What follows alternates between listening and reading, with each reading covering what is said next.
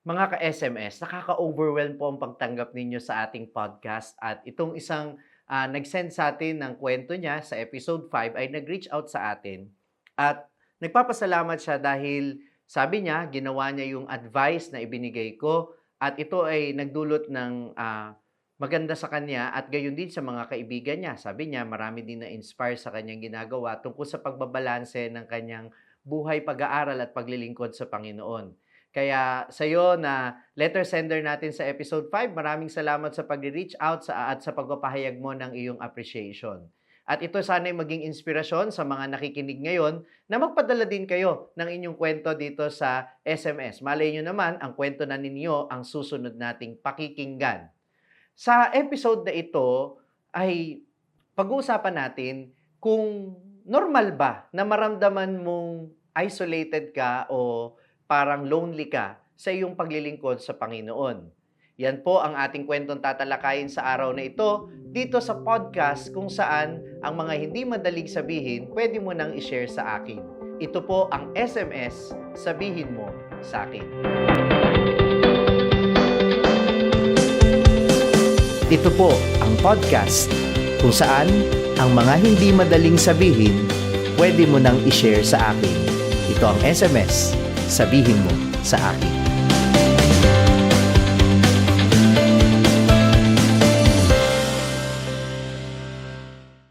Mga ka-SMS, pakinggan natin ang kwento ni Mela. Kamusta po, Father Franz? Ako po ay isang lektor. Nais ko po sanang makahingi ng advice at gabay kung maaari. May nabasa po ako na quotation, ang sabi, when you start to focus on God, life will get lonely and alone. Hindi ko po maintindihan sa sarili ko pero parang nakarelate ako. Nag-focus po ako sa pagpapalalim ng faith ko at sa ministry na kinabibilangan ko these past 4 years already. I start to wonder, tingnan ko ang sarili at paligid ko. Oo nga no, kahit sa pagsisimba, nag-iisa na lang ako. Pati ang iba kong kaibigan, parang nawala sa akin. Palagi na lang ako mag-isa and sometimes I do feel lonely. Tinatanong ko, Panginoon, normal lang ba ito? Nahihiya ako sa Kanya kung bakit ko po nararamdaman ito. Tila sumasagot naman po sa isip ko ang Holy Spirit, ngunit kung minsan natatalo talaga ako ng pag-iisa at kalungkutan. I believe that God isolates us to protect us. Maraming salamat, Mela, sa iyong kwento. At siguro hindi lang naman ikaw nakakaranas na ito, maging yung mga ibang nagse-serve din kay Lord. Maraming salamat sa iyo at in-acknowledge mo yung loneliness mo. At alam mo ang maganda, ngayong shinare mo na ito sa akin at ito'y naririnig ngayon ng ating mga listeners, hindi ka na nag-iisa. Marami kami na nagdadasal para sa iyo at marami kami na kasama mo sa pinagdaraanan mong ito. Minsan sinabi ni Jesus sa Luke chapter 14:26, if anyone comes to me and does not hate his father or mother, wife, children, brothers, and sisters, yes, even their own life, such a person cannot be my disciple. Mahiwaga itong sinabi ni Jesus na ito, na kapag daw sumunod ka sa Kanya, dapat mong kalimutan, pati ang sarili mong magulang, sarili mong mga kapatid, at maging ang pinakasarili mo, kailangan mong kalimutan alang-alang sa pagsunod mo sa Kanya. Siguro pwedeng dito natin tingnan yung sinasabi mong isolation. At maaaring ito yung pinanggalingan ng sinabi mong quotation, na kapag ikaw ay itinuon mo ang sarili mo sa ating Panginoon, maaaring ikaw ay maging mag-isa na lamang. Pero talagang gusto ba ng Panginoon na maging lonely tayo? At yung bang ibig sabihin ng pagiging alone ay pagiging lonely? Magkaparehas ba yon? Siguro dapat tingnan din natin ang ating Panginoong Jesus. May mga pagkakataong kasama niya yung mga tao, may mga panahon din siya'y nag-iisa. At nung tanggapin niya ang hatol ng kamatayan, mag-isa siya. Ang kasama lang niya ay yung 2 kriminal na magnanakaw. Pero yung kanyang paninindigan ang siyang naging dahilan kung bakit siya ipinako sa krus.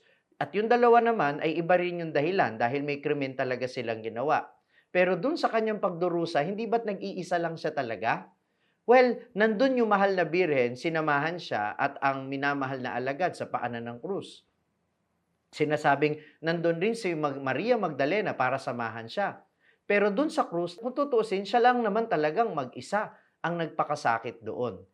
Kung ito yung ibig sabihin ng pagiging isolated dahil sa kanyang prinsipyo, ito yung sinasabi ng Panginoon na iaalay mo yung sarili mo dahil sa isang prinsipyo na mahalaga.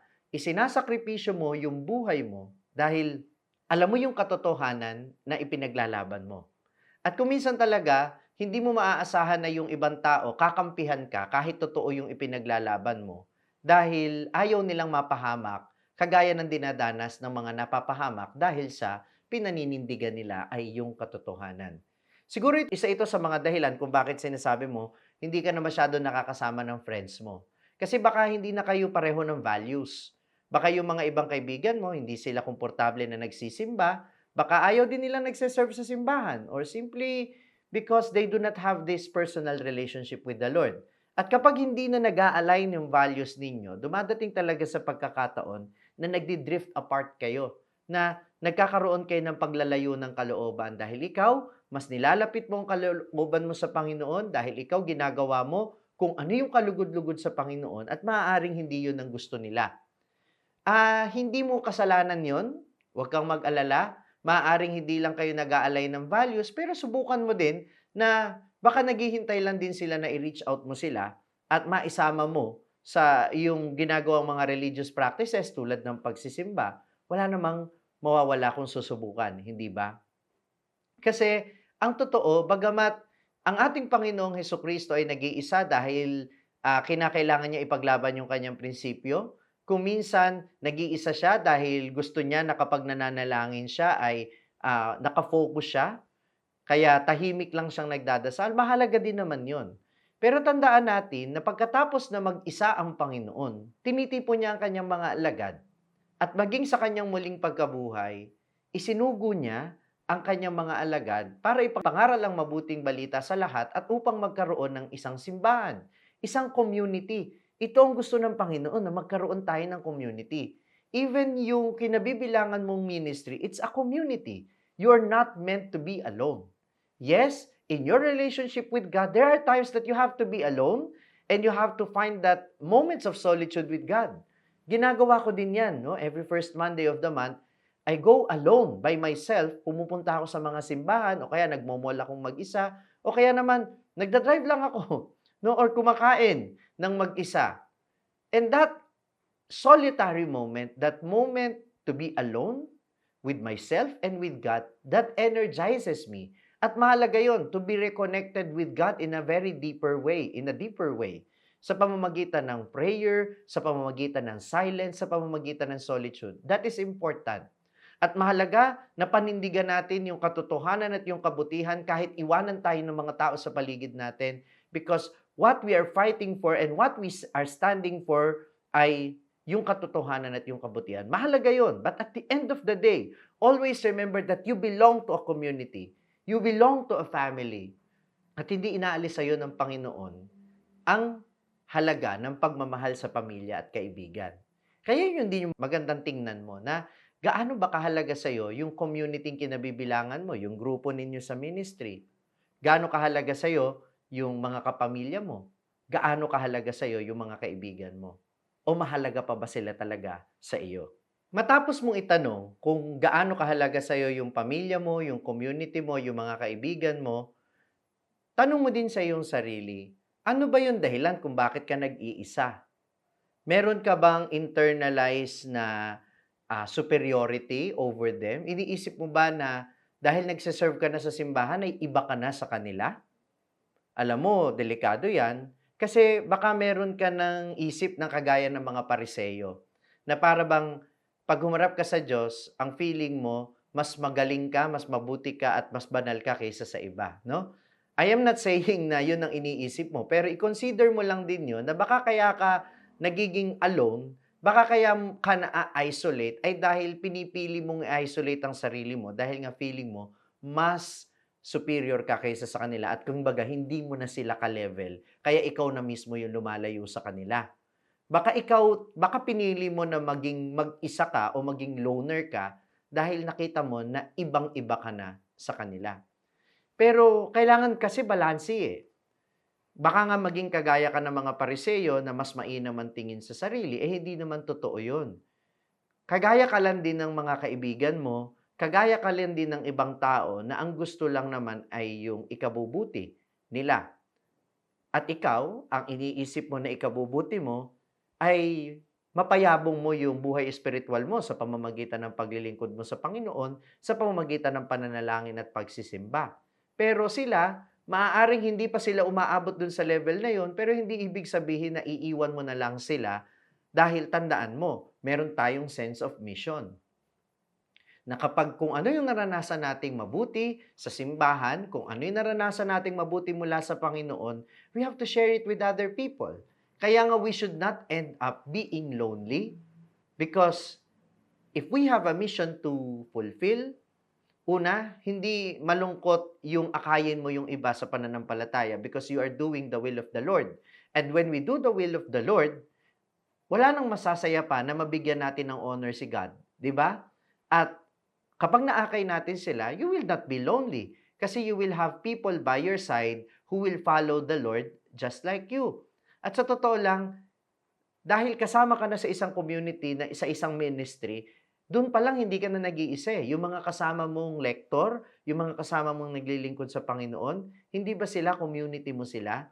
Kaya kahit hindi mo maakay ang pamilya mo, hindi mo maakay ang mga kaibigan mo, meron kang mga kasama of the same interest and the same ministry that you belong to. Kaya ang tanong ay, bakit ka nga nag-iisa? Bakit hinihiwalay mo ang sarili mo sa kanila? Magandang tanongin din ng sarili, no? I'm not judging you, but I'm asking you to ask yourself, what is the reason behind your loneliness? Is it a choice that you make?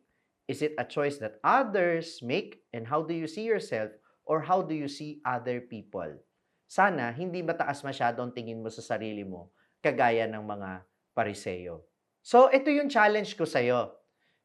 Una, ayaw mo ba na maging lonely? Kung ayaw mong maging lonely, you have to be intentional with your relationships. Hindi po pwedeng hintayin mo lang na lapitan ka ng mga tao. Yun yung arrogance, na parang hinihintay mo lang sila na parang deserve mo na, na i-treat ka nila ng mabuti, kagaya ng dati. Eh kung ikaw yung lumayo, baka it's about time for you to reach out to them. Yung simpleng pangungumusta sa mga dating kaibigan na palagi mong kasama. Tapos simulan mo sila na i-invite na, uy, magsisimba ako o magse-serve ako. Pwede bang sumama ka sa aking magsimba? Yung mga simpleng ganun lang, no? At kung hindi man sila Catholic, you can just invite them over a cup of coffee. Pwede bang after kung magsimba o after kung mag-serve, magkita tayo at magkape tayo? Yung mga simpleng gestures na yon, di ba, that is another way of reaching out to them, and don't just wait for them to come. If you want to be friends with them, if you don't want to be lonely, don't wait for people to come to you. Reach out to them. Pangalawa, have friends in the ministry. May ministry kang kinabibilangan, karamihan kayo dyan like-minded. Pareho-pareho kayong gustong lumalim ang pananampalataya, pare-pareho ninyong gustong paglingkuran ng Panginoon, pare-pareho ninyong gustong mag-serve sa simbahan. Kaya kahit may mga kaibigan ka na hindi mo na ka-align ng priorities, ngayon, sa ministry na kinabibilangan mo ngayon, nandyan yung mga tao na ka-align mo ng priorities at ka-align mo ng values. Ba't hindi ka dyan makahanap ng kaibigan? So sana mag-reach out ka din sa mga kasama mo sa ministries. At pangatlo, para hindi mo maramdamang nag-iisa ka, sa pananalangin mo, ipagdasal mo yung mga taong mahalaga sa'yo. Pagdasal mo yung mga kaibigan mo na maaaring hindi mo masyadong nakakasama ngayon. Ipagdasal mo sila para magkaroon ka din ng lakas ng loob na kamustahin sila. When you give space in your prayer for other people, you are not even alone in your prayer because you join their intentions to your prayer, and therefore you are not alone because you have them in your mind and in your heart whenever we pray. And that is the will of God. So, the will of God is not to follow Him alone, but to follow Him as a community. Nakita niyang malungkot ang tao, kaya lumikha siya ng isa pang katuwang. Nilikha niya si Adan, si Eva, bilang katuwang ni Adan. Kaya nga isinugo ni Jesus ang kanyang mga alagad ng dala-dalawa. Kaya nga itinayo niya ang simbahan bilang isang community because we are not meant to be alone. We are meant to belong to a community because the community also nourishes us. At ano ang sabi ng Panginoon? Pagka may dalawa o higit pang natitipon sa pangalan ko, naroon ako. So ask yourself, if you feel so much isolated every day and all the time, even kahit kasama mo yung mga nagse-serve, pero feeling mo alone ka pa rin, perhaps you have to ask yourself, what's wrong? And for me, there's something wrong with that.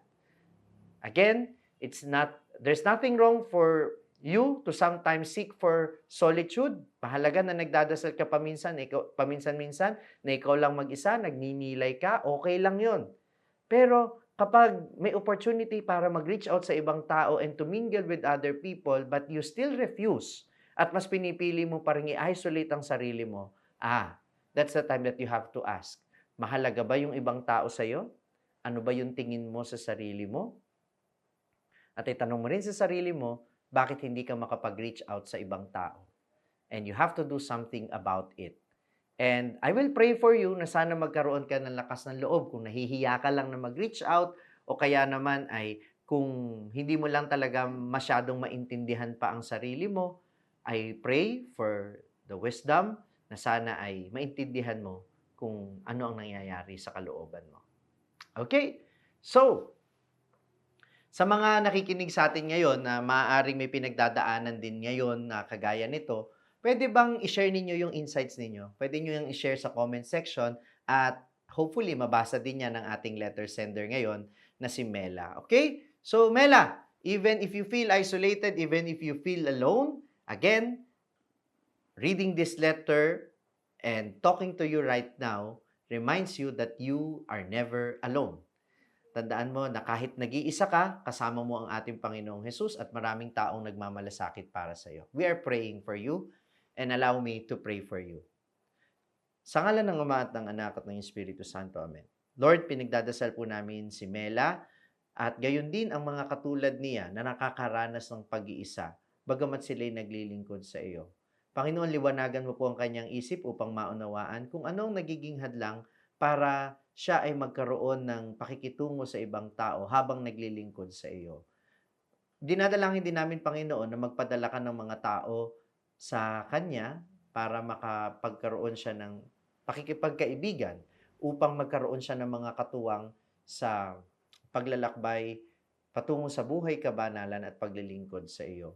At nawa, Panginoon, magkaroon din ng lakas ng loob si Mela na maipagdasal yung mga taong mahalaga sa kanya at gayon din naman ay makapag-reach out upang maipahayag ang kanyang pagnanais na mahalin sila at maranasan din ang kanilang pagmamahal. Higit sa lahat, Panginoon, hinihiling namin sa iyo na palagi mong samahan si Mela upang hindi niya maramdaman ang pag-iisa. Ito yung sinasamo namin sa matamis sa pangalan ni Jesus na aming Panginoon, ngayon at magpasawalang hanggan. Amen. Sa ngalan ng Ama at ng Anak at ng Espiritu Santo. Amen. Muli, inaanyayahan ko kayo na magpadala ng mga liham dito sa ating podcast, Ang Sabihin Mo sa Akin.